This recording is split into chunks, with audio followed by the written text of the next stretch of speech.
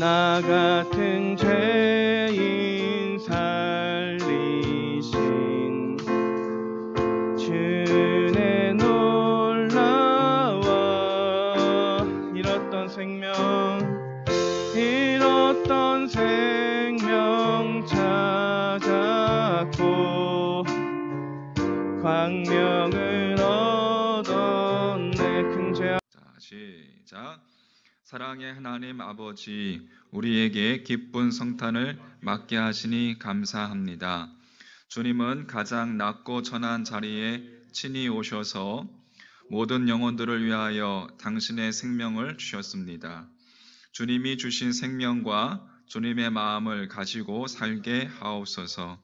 소외되고 절망 가운데 살아가는 모든 사람들에게 삶의 희망과 가치를 이루게 하옵소서. 주님의 자리가 우리의 자리가 되어 전쟁과 가난, 아픔과 상처가 있는 곳에 평화와 위로의 소식을 전하며 우리도 그들의 아픔을 함께 나누게 하옵소서. 교만과 이기심, 그리고 탐욕과 욕망의 수렁에 빠져 있는 이 세상을 불쌍히 여겨 건져주시고 사랑과 진리 안에서 참된 자유를 누리며 살아가게 하옵소서. 연약하고 부족한 모습 많지만 주님을 사랑하는 마음만으로도 행복한 저희들의 삶이 되도록 축복해 주옵소서. 각자에 흩어져 있는 우리 교회의 모든 가족들과 질병과 가난으로 고통당하는 자들, 외롭게 살아가는 소년, 소녀 가장, 모이탕 노인, 저 북녘 땅의 동포들에게 이르기까지 하나님의 사랑과 기쁜 소식이 온 누리에 전해지게 하옵소서. 이 땅에 오신 주님을 온 마음과 정성을 다해 찬양하오며 이 시간 한없는 기쁨으로 드리는 우리의 예배를 구원자 예수 그리스도 우리를 살리시려 이 땅 가운데 당신의 독생자 아들까지도 아끼지 아니하시고 보내주신 그 하나님의 사랑 앞에 우리가 마음을 다해서 한번 박수로 한번 찬양 영광 돌려보도록 하겠습니다. 다 박수하겠습니다. 하나님 감사합니다. 네, 감사합니다. 자, 오늘 말씀대로 이루어지이다라는 제목으로 함께 잠시 말씀 나눠보도록 하겠습니다. 우리가 대강절 이제 주님 오심을 기다리면서 대강절 특별 25일 새벽 기도를 온라인으로 전교인이 함께 했습니다. 우리 다 하루도 빠지지 않고 다 출석하신 분도 계시고 또 여러 가지 또 사정도 어렵고 힘들어서도 이렇게 중간중간 함께 하신 분도 계시겠지만 아무튼 모두가 다 함께 해주셔서 너무 감사드리고요. 저도 정말 뭐랄까요, 목회 삶 가운데 예수님에 대해서만 정말 예수님께 초점을 맞추고 주님을 바라보면서 주님에 대해서 깊이 묵상하는 정말 복된 시간이었습니다. 대강절 시간들을 보면 25일 동안 시간들을 보내면서 와 정말 하나님 주신 말씀이 무궁무진하구나. 물론 그 말씀을 정말 힘들었습니다. 준비하는데 힘들었지만 와 정말 주님께서 주시는 말씀의 이 메시지가 너무나도 달콤하고 참 행복한 시간이었습니다. 자, 오늘 함께 하신 분들 감사드리고 오늘 본문은 우리 천사 이제 가브리엘이 나사렛에서 살던 이 동정녀 마리아에게 나타나서 하나님의 아들을 잉태할 것을 예고하는 내용, 수태고지라고 하죠. 수태를 고지하는 이렇게 불리고 합니다. 이스라엘 가면은 나사렛에 가면 그 수태고지 교회가 있습니다. 아주 큰 교회가 있어요. 거기에 이렇게 딱 들어가면 겉들 벽에 쭉 이렇게 주기도문이 딱 이렇게 써 있는데 세계 여러 나라 곳곳에 언어로 된 주기도문이 싹 이렇게 있습니다. 우리나라 한글도 있습니다. 너무 감동이 되는 곳이에요. 나중에 꼭 이스라엘 성지순례 갑시다. 자, 그런데 마리아에 대한 이 수태고지 이전에 가브리엘 천사는 먼저 그 제사장 1장 그 앞부분에 읽지는 않았지만 앞부분에 보면 제사장 사가랴에게 먼저 나타났습니다. 사가랴는 하나님 앞에서 흠없이 행하는 의인 중에 의인이었어요. 뿐만 아니라 아내 이 엘리사벳 역시 하나님께서 기뻐하는 의인이었습니다. 그런데 우리가 누가복음 1장 7절 이렇게 증언해주고 있어요. 자, 1장 7절 말씀 보시면 성경책을 다 한번 보십시오. 우리 말씀은 될 수 있으면 높이 빛으로 그렇게 보고 있습니다. 7절 엘리사벳이 잉태를 못함으로 그들에게 자식이 없고 두 사람의 나이가 어떻게 하더라? 많더라 라고 되어 있습니다. 그러니까 사가랴와 엘리사벳 부부가 이미 나이가 많아서 노년에 접어들었기 때문에 그때까지 근데 자식이 없었던 거예요. 그리고 이제 나이가 많기 때문에 또 아이를 가질 수도 없는 그러한 상황이었는데, 그럼에도 불구하고 아이를 갖고 싶다는 그 생각 자체를 포기하진 않았습니다. 그래서 13절에 보면, 자 13절에 보면 천사가 그에게 이르되 사가랴여 무서워하지 말라. 너의 간구함이 들린지라. 내 아내 엘리사벳이 내게 아들을 낳아 주리니 그 이름을 무엇이라? 요한이라 하라. 이 사가랴가 그럼에도 불구하고 간구했던 거예요. 왜 당시에는 아이가 없는 것이 우리 옛 조상들처럼 칠거지약 같은 그러한 일이었기 때문에, 또 아들이 없다는 것은 또 그러한 일이었기 때문에 그렇게 하나님께 간구했죠. 그 사가랴에게 천사가 나타나서 내 아내 엘리사벳이 아들을 낳을 것인데 그 이름을 무엇이라? 요한이라 해라. 자, 그렇다면 사가랴가 이러한 상황 속에서도 자식 얻기를 하나님께 간구하고 있었던 것이고, 그렇다면 천사를 통해서 그 기도에 대한 하나님의 응답을 전해 듣게 된 이 사가랴가 여러분 얼마나 기뻤을까요? 한번 상상해 보십시오. 자식이 나이가 들도 자식이 없었는데 천사가 응답을 준 거예요. 너에게 아들이 있을 것이다. 얼마나 기뻤을까? 그런데 이 사가랴의 반응은 그렇지 않았습니다. 자, 18절 말씀 보세요. 사가랴가 천사에게 이르되 내가 이것을 어떻게 알리오? 내가 늙고 아내도 나이가 많으니이다. 사가랴는 늙어서도 자식을 갖고 싶어서 하나님께 간절히 기도하기는 했지만 막상 자신의 그 기도가 응답되리라는 천사의 말에 기뻐하며 감사하기는커녕 도리어 천사의 말을 불신했습니다. 자신도 또 아내도 이미 노인인데 어떻게 그 말을 믿을 수 있느냐는 것이었어요.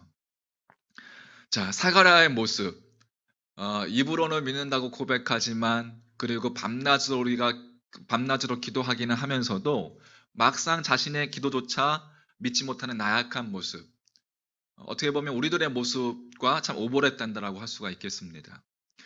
천사 가브리엘은 가장 결정적인 순간에 도리어 불신하는 이 사가랴에게 아이가 태어나기까지 어떻게 하죠? 사가랴의 입을 봉해버립니다. 말을 못하게 해버려요. 벙어리가 돼요. 하루아침에. 자, 20절 말씀. 보라, 이 일이 되는 날까지 내가 말 못하는 자가 되어 능히 말을 못하리니 이는 내가 내 말을 믿지 아니함이거니와 때가 이르면 내 말이 이루어지리라 하더라. 사가랴가 갑자기 벙어리가 되었습니다. 자, 이렇게 해서 낳은 아들이 여러분 유명한 세례 요한이었어요. 그리고 그 아들 낳은 후에야 벙어리가 된 사가랴의 입이 열리고 말을 할 수 있게 되었습니다. 그들이 믿음의 아들을 낳을 수 있었던 것은 엄밀히 따져서 이야기하면 그들이 믿을 수밖에 없도록 베풀어 주신 하나님의 은혜인 거죠. 할렐루야. 그들이 믿을 수밖에 없도록 그렇게 하나님께서 베풀어 주신 은총의 결과였습니다. 자, 마리아에 대한 이제 수태고지 이전에 이 이야기가 먼저 등장하는 까닭이 무엇일까요? 자, 오늘 우리가 읽었던 본문 26절에 의하면 천사 가브리엘이 나사렛에서 이 동정녀 마리아에게 나타난 것은 엘리사벳이 하나님의 은총으로 잉태한 지 몇 달 뒤의 일이었습니까?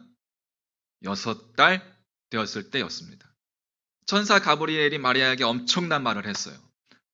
동정녀인 마리아, 내가 하나님의 아들을 낳을 거야. 여러분 놀랍지 않습니까? 여러분 상상해 보십시오. 내가 마리아라면 이게 믿겨집니까? 이게 어떠한 일일까요? 마리아가 천사에게 질문합니다. 34절 말씀에 나는 남자를 알지 못하니 어찌 이 일이 있으리이까? 아직 동정녀, 처녀인 자신이 어떻게 홀로 아이를 낳을 수 있느냐라는 당연한 질문이었습니다. 물론 요셉과 약혼한 사이지만 아직 함께하지 못했어요. 그때 천사가 대답합니다. 35절 말씀에 천사가 대답하이르되, 자, 35절 말씀 같이 한번 읽어볼까요? 35절 말씀 시작. 천사가 대답하이르되 성령이 내게 임하시고 지극히 높으신 이의 능력이 너를 덮으시리니 이러므로 나실 바 거룩한 이는 하나님의 아들이라 일컬어지리라. 아멘. 마리아가 처녀이지만 그러나 성령의 능력으로 하나님의 아들을 낳게 되리라 라는 것이었어요. 여러분, 성령님은 우리 눈에 보이지 않습니다. 눈에 보이지 않는 하나님의 영입니다. 아무리 마리아가 성령님의 능력으로 잉태되어도 누가 그것을 성령님의 역사로 간주하겠습니까? 그렇지 않습니까, 여러분? 더군다나 마리아가 요셉과 약혼한 사이였는데 아직 같이 합치지를 않았는데 배가 불러오는 것을 주변 사람들이 한번 보십시오. 이 당시 사회 정황상, 문화상 그것은 돌팔매질 당할 일이었습니다. 마리아에 대한 천사의 수태고지는 마리아에게 있어서는 약혼자와의 화혼을 의미하는 것이고, 나아가서 방금 이야기했듯이 돌팔매질에 자신을 내던지는 것을 뜻하는 것이었어요. 처녀 마리아가 감수하기에는 너무나 엄청난 일이었습니다.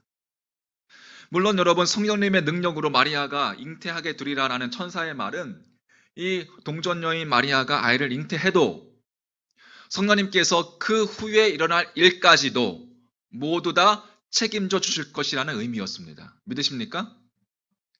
그렇더라도 약혼자가 있는 마리아가 정말 칼날보다 더 무서운 그 율법이 살아있는 그 이스라엘 땅에서 살고 있는 마리아가 천사의 그 말을 믿음으로 받아들이는 것은 결코 쉬운 일이 아니었을 거라 생각합니다. 자, 그러나 천사의 말은 다음과 같이 이어집니다. 36절. 보라, 내 친족 엘리사벳도 늙어서 아들을 배웠느니라. 본래 임신하지 한다 못한다? 못한다고 알려진 이가 이미 몇 달? 6달이 되었다. 천사가 마리아에게 임신할 수 없는 노년의 엘리사벳이 임신한 지 벌써 6달이 되었다는 것을 일깨워 주었습니다. 마리아는 엘리사벳과 친척간이었어요. 그 엘리사벳이 하나님의 은총으로 기적적으로 잉태한 지 6달이 되었다는 것을 알고 있었습니다. 바로 그 사실을 천사가 마리아에게 다시 상기시켜 주는 거예요. 자, 그렇다면 이제 우리는 노년의 사가랴와 엘리사벳이 하나님의 은총으로 아이를 가졌다는 그 이야기가 왜 예수님의 탄생을 예고하는 그 누가복음에 처음 시작을 하고 있는지, 나사렛의 마리아를 찾아간 그 천사 가브리엘이 임신할 수 없는 그 엘리사벳이 아들을 잉태한 지 6달이 됐다는 것을 마리아에게 다시금 일깨워 준 이유가 무엇인지, 그것은 우리가 답을 알 수가 있어요. 그것은 바로 마리아로 하여금 자신이 성령님의 능력으로 하나님의 아들을 잉태해도 하나님께서 자신을 온전히 책임져 주실 것이야 라는 것을 믿게 해주시려는 하나님의 배려요, 하나님의 예비하심이요, 하나님의 은총이었던 것입니다. 할렐루야. 여러분, 한번 곰곰이 이 성탄절 이 아침에 생각해 보십시오. 내가 이 자리에, 또 각자 있는 자리에서 하나님을 예배할 수 있다는 것, 또 내가 하나님의 자녀로 부름받았다는 것, 내가 잘나서요? 내가 무엇을 해서입니까? 한번 깊이 생각해 보십시오. 하나님의 은혜요, 그것을 우리는 하나님의 섭리라고 부르는 것입니다. 왜 하필 이 시간 이곳에 예수 따라가는 교회에 우리가 함께 하나님을 예배하는 자리에 있을 수 있습니까? 하나하나 우리는 잘 알지 못하지만 우리 인생을 모든 것을 다 아시는 하나님께서 개입하셔서 작은 것 하나까지도 내 삶 가운데 은혜를 주시기 위한 하나님 아버지의 배려요, 사랑이요, 섭리라는 사실을 잊지 마시기를 주의 이름으로 간절히 축원합니다. 그리고 천사는 이렇게 말을 맺습니다. 37절 말씀. 자, 같이 37절 같이 시작. 대저 하나님의 모든 말씀은 능하지 못하심이 없느니라. 아멘. 할렐루야. 우리가 대강절에도 묵상했지만 누가복음을 기록한 저자 누가는 의사였습니다. 의사는 당시의 엘리트이죠. 그래서 이 누가는 누가복음을 기록하면서 아주 상세하게 하나하나 데오빌로에게 그 편지를 쓰면서 모든 자료와 모든 또 기도와 묵상을 통해서 자세하게 상세하게 기록한 자가 누가였습니다.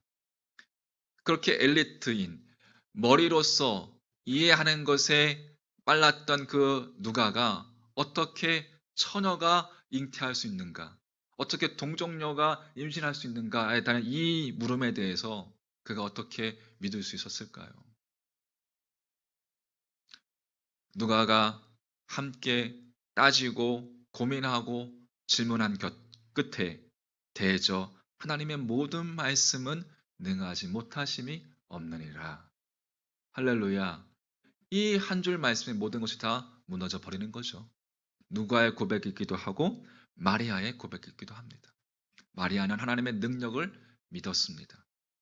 분명 하나님의 말씀은 능하지 못하심이 없습니다. 하나님께서 성령의 능력으로 처녀인 내가 하나님의 아들을 낳으리라 하신 말씀을 이루실 것이야. 하나님께서 내 약혼자 요셉의 마음도 감동시켜 주실 거야. 하나님께서 세상 사람들의 돌팔매질로부터 나를 지켜주실 거야. 마침내 마리아가 믿음으로 그렇게 천사에게 대답합니다. 38절 같이 38절 시작. 마리아가 이르되 주의 여종이오니 말씀대로 내게 이루어지이다. 아멘. 여기까지. 주의 여종이오니 말씀대로 내게 이루어지이다. 할렐루야. 말씀대로 천지를 창조하시고 온 만물을 주관하시는 하나님 말씀대로 이루어지이다. 그렇게 마리아는 동정녀의 몸으로 하나님의 아들을 낳으려는 그 말씀에 순복했습니다. 할렐루야. 말씀에 순복했다는 건 뭐예요? 말씀 앞에 두 손 들고 항복했다는 뜻이에요.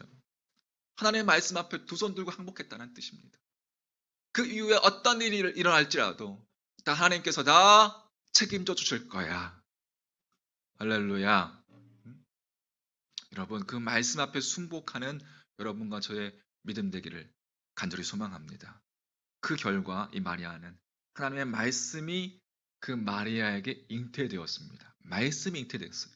마리아를 통해서 하나님의 말씀이 육신을 입으시고 인카네이션, 육신을 입게 된 거예요. 말씀이.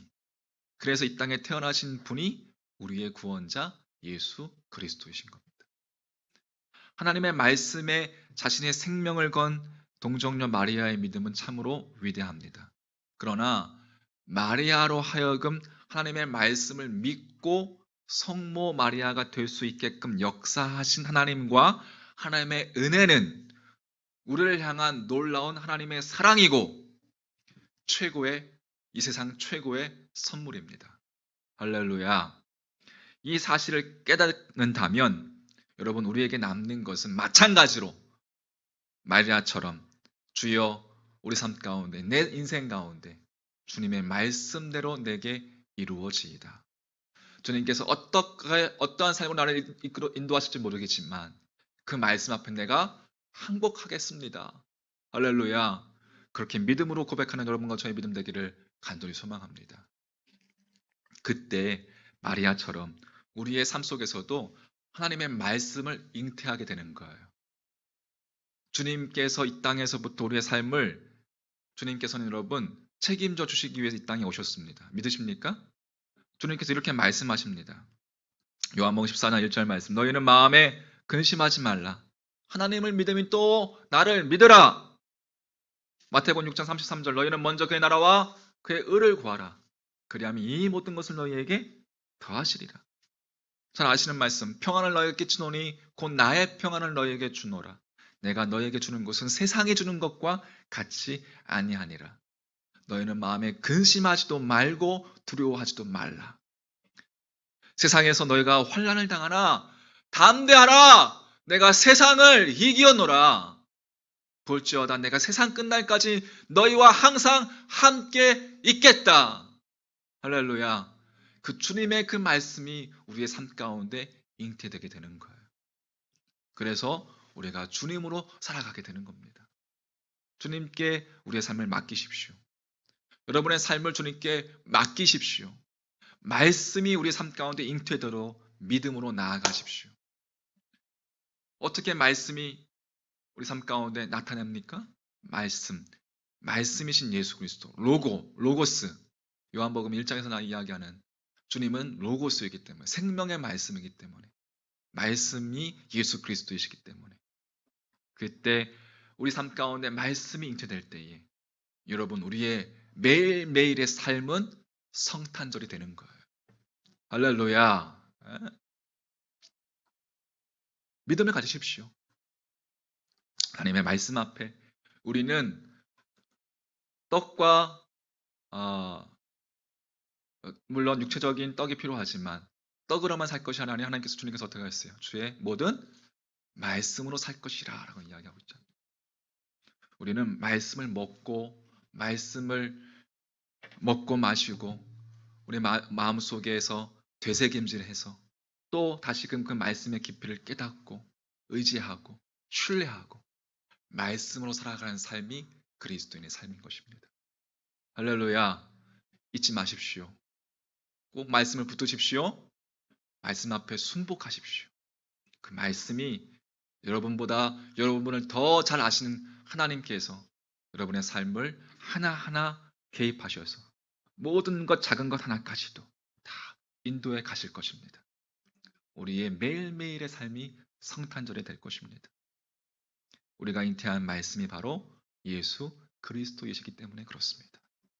할렐루야. 그렇게 주님으로 말미암아 승리하고 주님으로 말미암아 감사하고 주님으로 말미암아 호흡하고 주님으로 말미암아 매일매일의 삶이 여러분 하나님의 영광 돌리는 하나님의 도구로 쓰임받는 인생 되시기를 우리 주님의 이름으로 간절히 축원합니다. 아멘.